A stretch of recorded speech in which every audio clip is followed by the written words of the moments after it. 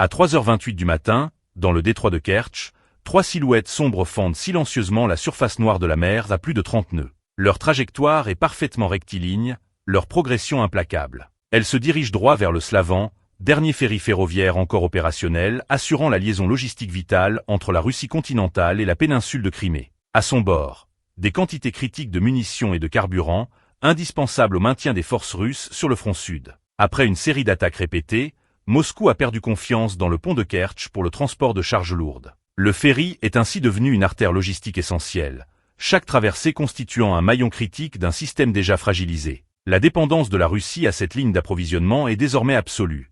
Sans elle, les stocks s'épuiseraient, les blindés seraient immobilisés, et l'ensemble du dispositif militaire dans le sud s'effondrerait. Consciente de cette vulnérabilité, l'Ukraine a fait un choix stratégique décisif.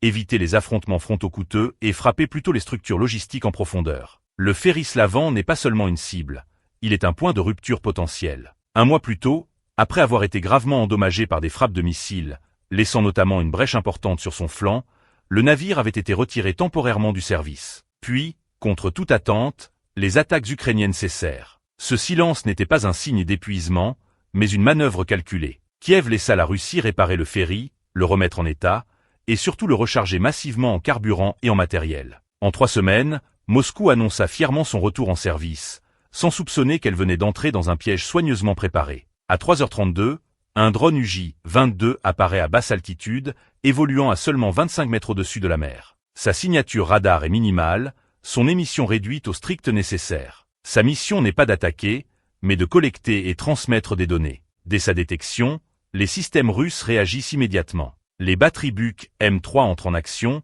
lançant des missiles à la poursuite de la cible. Cependant, à cette altitude, le drone bénéficie d'un environnement complexe.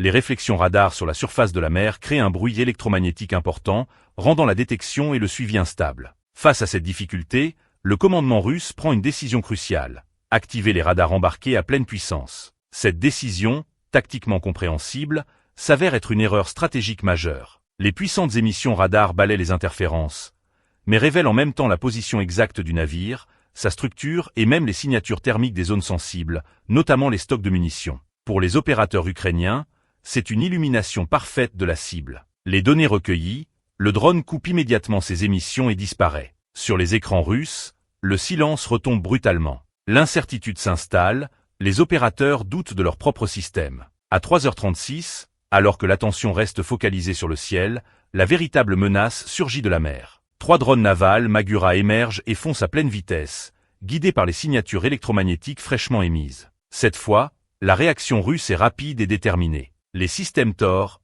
M2 engagent les cibles. 2 drones sont interceptés et détruits dans des explosions spectaculaires, leurs débris projetés dans les airs. Le 3e, cependant, parvient à franchir le barrage. Sous un feu nourri de mitrailleuses, il zigzague, encaisse les impacts, puis est finalement neutralisé à proximité du navire. L'explosion est violente, mais ne provoque pas de dégâts critiques. Sur le pont de commandement, le soulagement est immédiat. Les officiers russes constatent que toutes les menaces ont été éliminées. Les flammes s'éteignent, la mer retrouve son calme, et un sentiment de victoire momentanée s'installe. Pourtant, derrière cette apparente réussite défensive, une réalité plus inquiétante se dessine.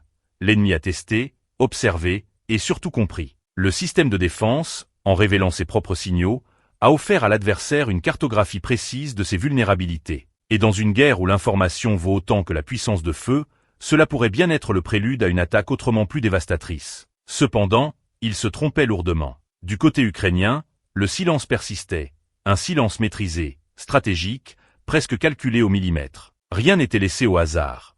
Chaque étape se déroulait conformément à un plan rigoureusement élaboré. L'ennemi, sans s'en rendre compte, avait déjà mordu à l'hameçon. Un ferry endommagé, récemment réparé et ravitaillé, venait d'émettre son propre signal de localisation. Il n'était plus un simple navire logistique. Il était devenu un guide involontaire, une balise menant directement à la prochaine frappe. À 3h41 du matin, alors que les acclamations retombaient à peine dans le centre de commandement russe, une rupture brutale vint briser cette atmosphère d'autosatisfaction. Un sifflement familier fendit l'air. Le drone UJ-22, que l'on croyait neutralisé, réapparut soudainement au-dessus de la flottille de transport, à une altitude d'à peine 60 pieds. Il décrivait des cercles lents, presque provocateurs, tel un spectre défiant la mort elle-même. « Feu !» hurla le commandant russe. Instantanément, les mitrailleuses embarquées et les positions côtières ouvrirent le feu. Des traînées incandescentes zébrèrent le ciel nocturne, formant une voûte de feu dense et implacable. Pourtant, au moment précis où la riposte atteignait son paroxysme,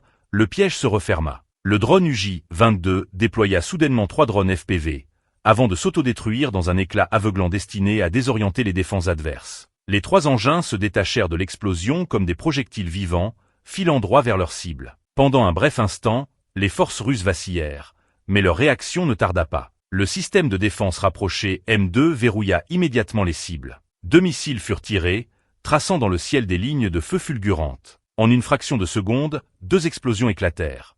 Les 2 premiers drones FPV furent pulvérisés, leurs débris enflammés chutant dans la mer Noire. Mais le 3e drone adopta une trajectoire radicalement différente. Il plongea brusquement, inclinant son angle de vol de manière extrême, rasant la surface de l'eau avant de remonter soudainement dans un angle mort des défenses. Son mouvement était erratique, imprévisible, presque insaisissable. Les systèmes russes accusèrent un léger retard. Thérèse.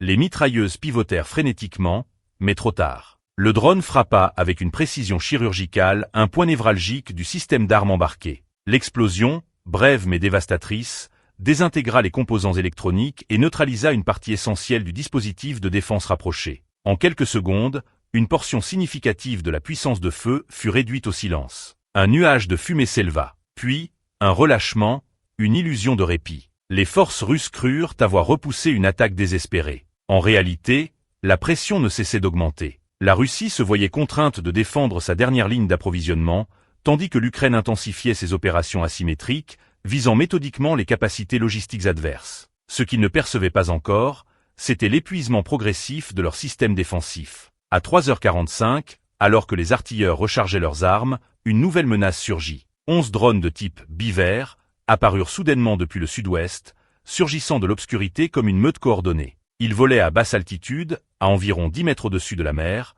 à une vitesse avoisinant les 180 miles par heure. Durant l'approche, 3 d'entre eux furent neutralisés par des interférences électroniques et s'abîmèrent en mer. Mais les 8 restants poursuivirent leur trajectoire. Puis, brusquement, la formation se fragmenta. 4 drones s'élevèrent volontairement, s'exposant aux capteurs ennemis comme des cibles évidentes. Pris de panique, le commandant russe ordonna l'activation du système de bouées anti-drones. Cette décision, censée renforcer la défense, se révéla catastrophique. Les barrières flottantes se déployèrent rapidement, enfermant non seulement la zone, mais aussi les propres patrouilleurs russes à l'intérieur du périmètre. Privés de mobilité, incapables d'intercepter à distance, ces navires devinrent des cibles fixes. Au même instant, les 4 drones restés à basse altitude approchèrent discrètement par le flanc. Les forces russes, désorganisées, tentèrent de réagir dans l'urgence. Feu! Ne les laissez pas approcher.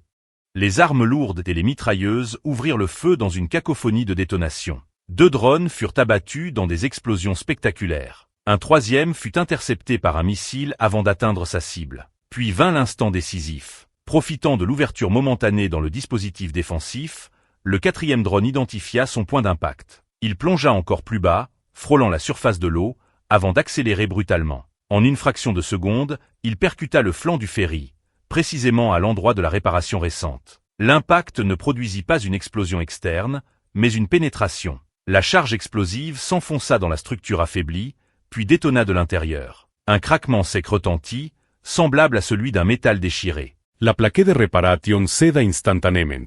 La coque se fissura. L'eau de mer s'engouffra avec violence dans les réservoirs de carburant. En quelques secondes, le navire commença à agiter dangereusement. Sur la passerelle, le visage du commandant russe se décomposa. À cet instant précis, une vérité s'imposa à lui avec une brutalité implacable. Il avait perdu le contrôle.